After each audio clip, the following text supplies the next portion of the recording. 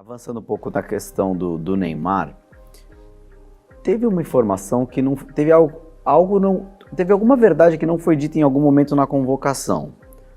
Ou o Santos disse que o jogador, a gente tem isso gravado, registrado pelas nossas equipes, dizendo que o jogador estava em condições de treinar no dia 27 de maio. E quando ele chega à seleção brasileira, ele faz exame e fica praticamente 30 dias sem poder trabalhar em campo. Como foi para o senhor lidar com isso? Fue una pena porque Neymar no podía tener la posibilidad de estar preparado como los otros. Podía llegar, mas nunca pensamos de trocar Neymar por esto, porque Neymar podía llegar a estar bien como estava bien no partido contra a Noruega. Mas o senhor não achou que isso pode ter sido um prejuízo, de repente, em detrimento de outro jogador que estaria 100% e poderia ser usado desde o primeiro jogo? Sí, pero cuando tivemos comunicado dos Santos, el problema era dos Santos hasta el día 27. Cuando él llega el día 27, después los exámenes, no podía estar listo para el primer juego, pero podía estar listo como esté listo para la Copa del Mundo. Y por esto pensamos de seguir con él. Al final fue una decisión correcta porque Neymar se portou muito bem. E desses jogadores que o senhor já comentou que nesse momento, né, encerram um ciclo, o senhor conversou com eles, houve uma conversa ou isso não vai ser feito? Assim, né? Desses que têm um papel mais de liderança no elenco, o Casemiro, o próprio Neymar teve no passado. Já falei com eles, depois a Copa do Mundo falei com eles. Quando vamos a tomar a decisão definitiva, eu vou falar com ele. Eu não tenho nenhum problema com ninguém. E o senhor falou logo depois do jogo ou falou agora, já nessas semanas? Agora, no tempo, vou falar com ele. Com alguns já falei com ele. Ontem, eu acho que Neymar foi muito claro na sua declaração, que se acabou o tempo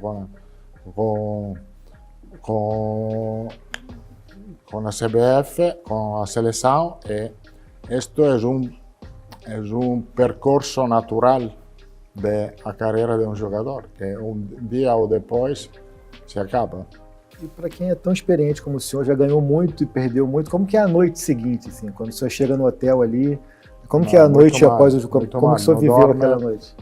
Não dorme, e por isso eu acho que nesse momento de dificuldade de pensamento, eu prefiro estar con mi familia, con las personas más cercanas de ti que te pueden ayudar a superar mais rápido um momento de dificuldade. Porque não tem uma forma, não tem um certo ou errado, né? Aqui questionou-se muito o fato do elenco dos jogadores apenas o Danilo ter voltado no avião da CBF, mas o senhor entende que faz parte do processo individual na hora da dor? A parte que os jogadores é diferente. Quando tu perdes na Copa do Mundo, não temos a obrigação, não podemos forçar um jogador a voltar, porque quando no momento que tu perdes a Copa do Mundo, o jogador é o clube que tem direito, não é a seleção que tem direito. Então não se podia forçar o jogador. Eu podia voltar a Rio, mas preferi a nível pessoal estar no Canadá, que é um lugar onde me encontro muito tranquilo e posso pensar mais. Para esse novo ciclo, a percepção do trabalho tem uma diferença, porque vocês vão carregar a derrota de 2026, né, de 3 semanas atrás.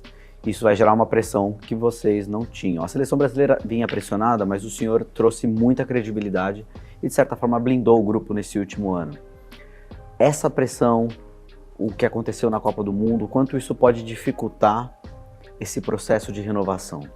Eu acho que é um processo diferente, porque aqui temos 4 anos, coisa que tivemos que fazer muitas coisas no primeiro ano, tendo em conta também que tivemos 8 lesões entre março e junho, que mudou um pouco a estrutura que tivemos da equipe. Então, a verdade é que sempre vamos a ter pressão, mas eu acho que é uma pressão diluída no tempo. O primeiro objetivo não vai ser a Copa do Mundo 2030, o primeiro objetivo é a Copa América, onde tentaremos ganhar a Copa América em 2028. E depois desse 1 ano de trabalho, na opinião do senhor, qual que é o maior problema da seleção brasileira, né? O que talvez falte para o time brigar por títulos? Eu acho que a equipe tem que ter um estilo baseado sobre as características dos jogadores. A verdade é que a vezes tu pode receber crítica porque o time não teve menos posse que a Noruega, não? Mas a estrutura, as características dos jogadores não é de jogar um jogo de posse.